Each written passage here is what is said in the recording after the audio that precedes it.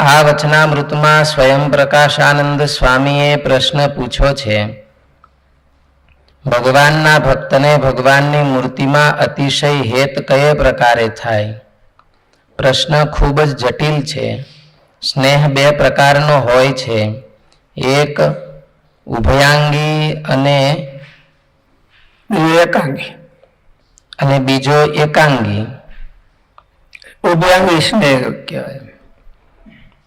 આમાં સ્નેહ હેત કરે ને ઓલા એમાં હેત કરે, પરસ્પર હેત કરે, એને ઉભયાંગી કહેવાય. અને એકાંગી એક જણા ચાહે. નિર્જીવ પદાર્થમાં આપણો પ્રેમ હોય એ એકાંગી હોય. આપણે સારો મોબાઈલ હોય તો આપણને ગમતો હોય, પણ મોબાઈલ ને આપણે ગમતા શું કેમ? એટલે એને એકાંગી કહેવાય. એમાં આપણને ભગવાન ગમે એ જરૂરી છે, પણ એના કરતા વધારે જરૂરી એ કે આપણે ભગવાનને ગમીએ. આપણને ભગવાનમાં હેત હોય, પણ ભગવાનને હોતે આપણા ઉપર રાજીપો થાય. હેત થાય એટલે રાજીપો થાય, એ બે જરૂરી છે. એકાંગી ને ઉભયાંગી. સ્નેહ બે પ્રકારનો છે. તમે શું વિચાર કરો કે આમાં પ્રશ્નમાં કીધું ને સ્વયં પ્રકાશાનંદ સ્વામી પ્રશ્ન શું પૂછ્યો? પ્રશ્ન શું પૂછ્યો?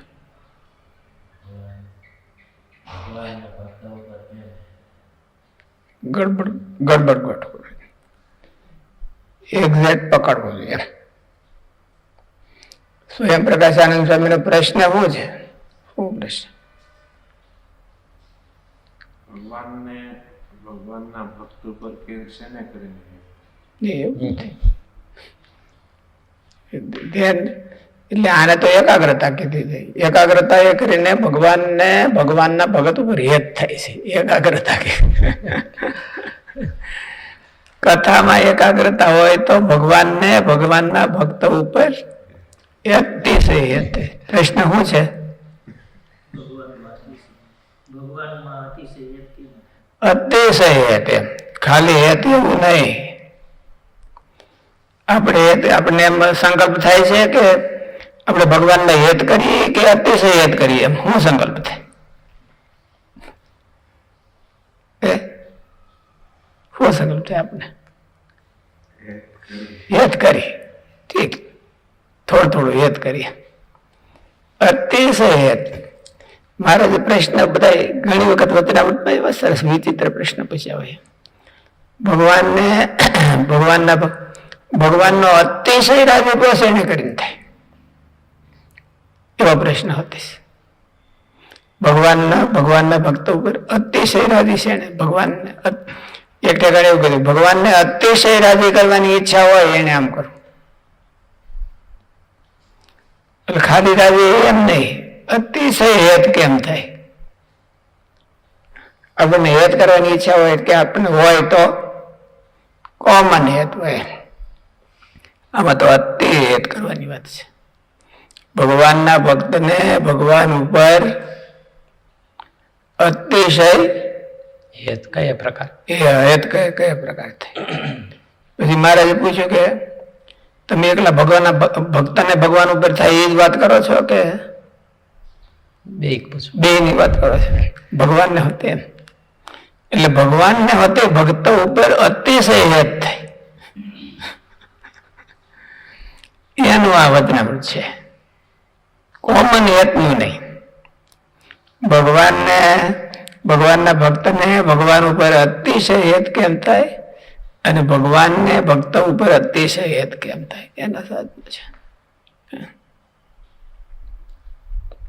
પેલા તો હેત એટલે હું મારે જો કે ઘણી જગ્યાએ ડેફિનેશન કરી છે. હેત એટલે હું? હેત, પ્રીતિ, સ્નેહ એટલે હું? મહારાજ એમ કે હેત છે તો એના વગર એને હાલે નહીં, અખંડ એમની સ્મૃતિ રહે. અનુવૃત્તિ છે. હેતનું લક્ષણ અનુવૃત્તિ છે. 11મા વચન આપણે કીધું કાર્યાને 11મા હેતનું લક્ષણ મરજીને લોપે એને મરજી ન લોપે. મરજી ન લોપે એટલે અનુવૃત્તિ. મરજી એટલે અનુવૃત્તિ. એની અનુવૃત્તિમાં રહે. અનુવૃત્તિમાંથી બહાર જાય નહીં, અનુવૃત્તિ લોપે નહીં. એના પ્રીતિ શબ્દ છે એમાં પ્રિય તર્પણે એવો ધાતુ છે. પ્રીતિ શબ્દ છે એ પ્રિય તર્પણે, એની ઉપરથી પ્રીતિ શબ્દ થયો. પ્રિય ધાતુ કયા અર્થમાં વપરાય છે? તર્પણ. તર્પણ એટલે તર્પણના અર્થમાં. તર્પણ એટલે તૃપ્તિ કરાવવી. મરતી મરતી કાન હલાવે એમ નહીં. ગુણાતીતાન સ્વામીની વાત લખ્યું, પણ ચકચૂર કરી દે. આ તારો મન પણ રાજી રાખો. તમારે હોતે તમને હોતે થોડાક રાજી કરી દે, તમને રાજી કરી દે, બધાને રાજી કરી દે એમ નહીં, પણ ચકચૂર કરી દે. એવા અર્થમાં પ્રીતિ શબ્દ વપરાય છે. હેત શબ્દ એવા અર્થમાં વપરાય છે કે હામાં માણસને જેમાં પ્રીતિ કરવાની હોય એને ચકચૂર કરી દેવા. એ કાંઈ બોલી ન શકવા જોઈએ, એ કાંઈ કરતા કાંઈ બોલી ન શકવા જોઈએ. પ્રહલાદે એવી ભક્તિ કરી તો નૃસિંહ ભગવાન હાવ આમ સ્તબ્ધ થઈ ગયા કે આને મારે હું દેવું ને હું કરવું ને આને માટે હું કરવું. એ એટલા બધા ઓલા થઈ ગયા. એટલે એને કહેવાય તર્પણ. પ્રહલાદજી ભગવાન નૃસિંહ ભગવાન પ્રગટ થયા એટલે ભગવાન કે માગ સમયે વિલંબ, મારે આવવામાં થોડુંક મોડું થઈ ગયું છે, એટલે મને થોડુંક મનમાં ઉચાટ રહે છે કે મેં મારા ભગતને બરાબર ધ્યાન રાખ્યું નહીં. આવું જોતું તું વહેલું, અને આ નાનો છે અને ક્યાં હિરણ્યકશિપુ મોટો, એટલે મારે વહેલું આવવું જોઈએ. થોડે મારું કોઈ ભજન કરે મારે આવવું જોઈએ ને, પણ મારે મોડું થઈ ગયું. સમયે વિલંબ, મારે મોડું થઈ ગયું, એટલે તું કઈક માગ. એટલે પ્રહલાદજી કે મારે કઈ માગવાની ઈચ્છા નથી કઈ. તો પણ કે તારે નો ઈચ્છા હોય તો કઈ નહીં, પણ મારી ઈચ્છા છે એટલે તો કઈક માગ. મારે મને રાજી કરવા માટે માગે, તને રાજી થાય એટલું માગે ને. એટલે પ્રહલાદજી હું માગ્યું, કઈક માગવાનું હોય તો મારા હૃદયમાં કઈ માગવાનું પડ્યું હોય તો નીકળી જાવ. એટલે ભગવાનને એમ થઈ ગયું કે હવે આને મારે શું દેવું એમ.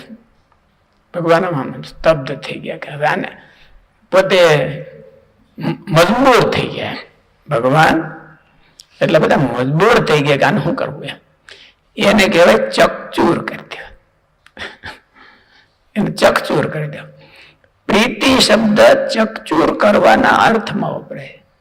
આ તારો મન પણ રાજી, હવે રાજી ને એટલું કરતી તો તમે કીધું ના કેતા હતા થઈ.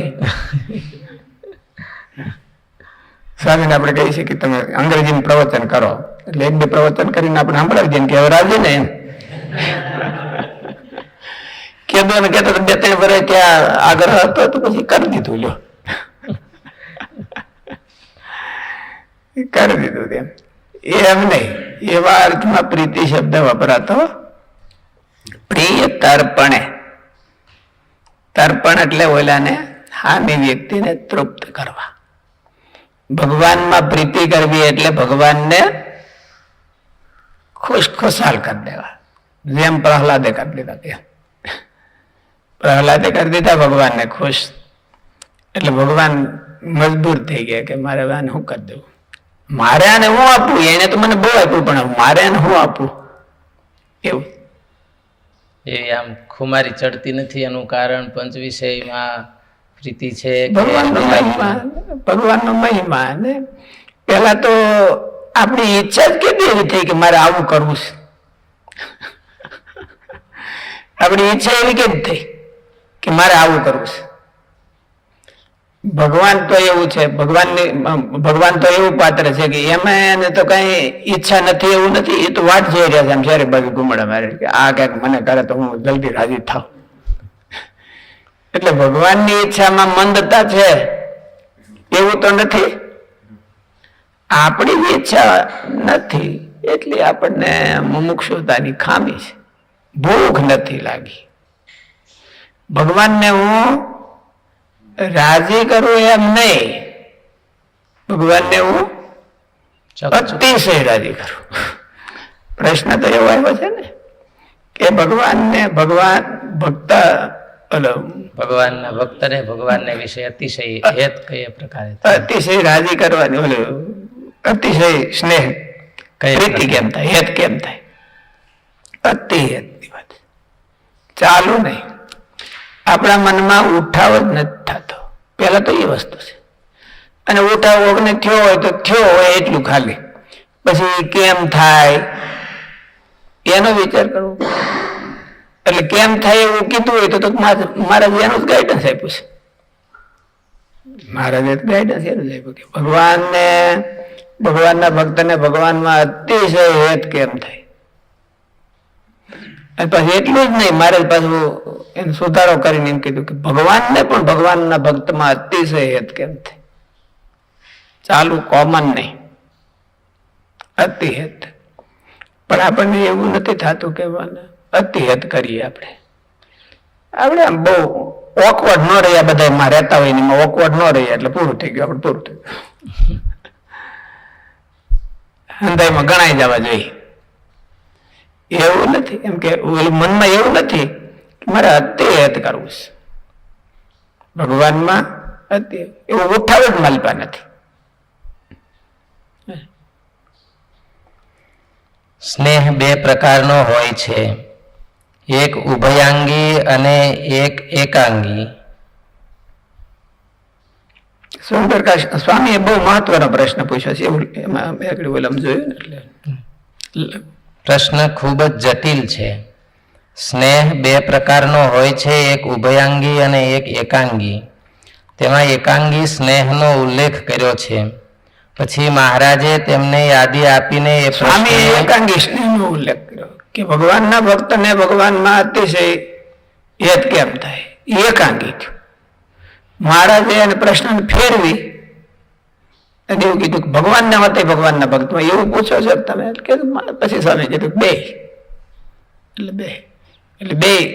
બે ને હેત થાય પરસ્પર. આમ તો આપણે ન કહીએ તોય પણ ભગવાનને આપણે હેત કરીએ એટલે ભગવાનને આપણા ઉપર હેત થાય. એ યથા મામ પ્રપદ્યંતે તામ તથૈવ ભજામ્યહમ, એવું ભગવાનની પ્રતિજ્ઞા છે. મારામ કોક હેત કરે તો હું પણ એના હેત કરું. ઓલું ગીતાનો ઓલો શ્લોક શું છે જ્ઞાનીનો? જ્ઞાનીત્વાત્મેવ મે મતમ સચ મમ પ્રિયઃ ઉદારા સર્વે વેતે જ્ઞાનીત્વાત્મેવ મે મતમ. એક ભક્તિ વિશિષ્ટ એવો શ્લોક છે. સાચા મમ પ્રિય. હું જ્ઞાનીને જેમ વાલો છું એમ એ પણ મને વાલો છે. એ મારો આત્મા છે એવું ભગવાન કહી દીધું. એટલે જ્ઞાની એટલે ઇન્ફોર્મેશન બધી હોય એ નહીં એમ કે હેત વાળો. આમાં હેત કીધું ને, જેને ભગવાનમાં અતિ હેત હોય તો ભગવાનને હોતે એમાં અતિ હેત થાય. ભક્તને ભગવાનમાં કોમન હેત હોય તો ભગવાનને કોમન હેત થાય. એ ભગવાનનો સંકલ્પ પાછો અતિ છે અને આપણો બહુ મંદ છે. ભગવાનનો સંકલ્પ અતિ છે કે મારે આમાં અતિ હેત કરવું છે. અને આપણે સંકલ્પ એવો છે કે આપણે બહુ જાદુ ન થઈ જવું જોઈએ, થોડુંક લોકમાં ગણાઈ જવા જોઈએ. આપણે ભગવાન હેતવાળા છે, ભગત છીએ એવું ગણાઈ જવું છે. પછી અતિ ન થઈ જવું જોઈએ. આપણે એવું છે. આપણો તીવ્ર સંકલ્પ નથી. બર્નિંગ ડિઝાયર એ તીવ્ર સંકલ્પ બર્નિંગ ડિઝાયર કેમ થાય? એવું પ્રશ્ન એવો છે કે કેટલા બધા અદ્ભુત પ્રશ્નો છે. ખાલી પ્રશ્ન, મને તો પ્રશ્ન બહુ પેલા ધ્યાનથી જોઉં કે આમાં શું કીધું છે.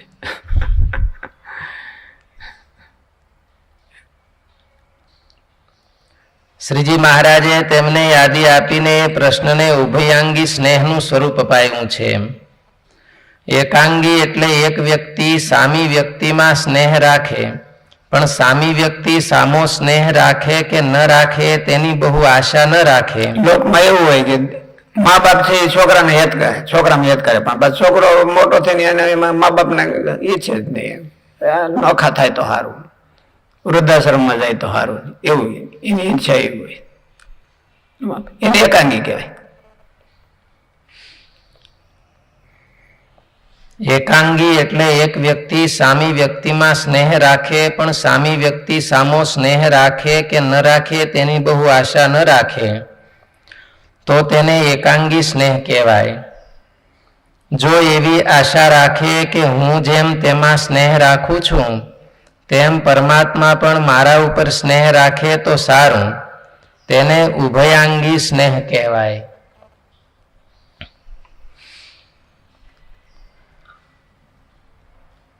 ભગવાનના ભક્તને મને અપેક્ષા રાખવી, ભગવાન હોતા મારું ધ્યાન રાખે, મારી ઉપર યત રાખે. ધ્યાન રાખે એમ નહીં, યત રાખે. ભગવાન તો એમાંય તૈયાર છે કે આપણે જેટલું ધ્યાન રાખીએ એટલું એ આપણું ધ્યાન રાખે. આપણે જેટલું ભગવાનનું ધ્યાન રાખીએ એટલું એ આપણું ધ્યાન રાખે. આપણે એનું ધ્યાન ના અને કઈ સાંભળીએ જ નહીં તો પછી આપણે કીધે કીધી સાંભળે નહીં કઈ. એટલે ભગવાન બહુ ન્યાય બહુ સારો આપ્યો. એ યથા મામ પ્રપદ્યંતે તામ તથૈવ ભજામ્ય. પછી ભગવાને શું કીધું ખબર? તથા એવ ભજામ્ય. તથૈવ આગળ પાછું જરાય ન કરો. એ વેટી એ મારું જેવું ધ્યાન રાખે એ વેટી જ હું એનું ધ્યાન રાખું, બીજું કઈ આગળ પાછું જરાય નહીં. આને જો અતિશય હોય તો ભગવાન પછી એને ખુમારી ચડી, જેમ પ્રહલાદ ને ખુમારી ચડી ગઈ એમ નરસિંહ ભગવાન ને ખુમારી ચડી ગઈ. હવે તો એ કઈ કહેતો નથી પણ એના હાથે હું વેખી નાખું બધા. એ પ્રહલાદ તો કઈ કહેતો નથી, કઈ વાંધો નહીં હાલો, પણ હિરણ કશે પર વેખી નાખું. એટલે એ વેટી બીજું કઈ નહીં. એને જેમ ખુમારી હોય એમ ભગવાન ને કે મને અહીંયા ચડે એટલે અહીંયા ચડી જ ગઈ એમ સમજવાની. આને ખુમારી ચડતી નથી ભગવાનની. અને આજ કઈ સાંભળતો નથી એમ ભગવાનનું કઈ. ભગવાન કહે તો કઈ સાંભળે નહીં. સાંભળે કોઈક દી માંડ સંભળાઈ ગયું હોય તો એ ભૂલી જાય ઘડીકમાં. આ જો સાંભળે તો ભગવાન તો તરત કીધું ને સાંભળે છે એમ. શ્રોત્ય કારણ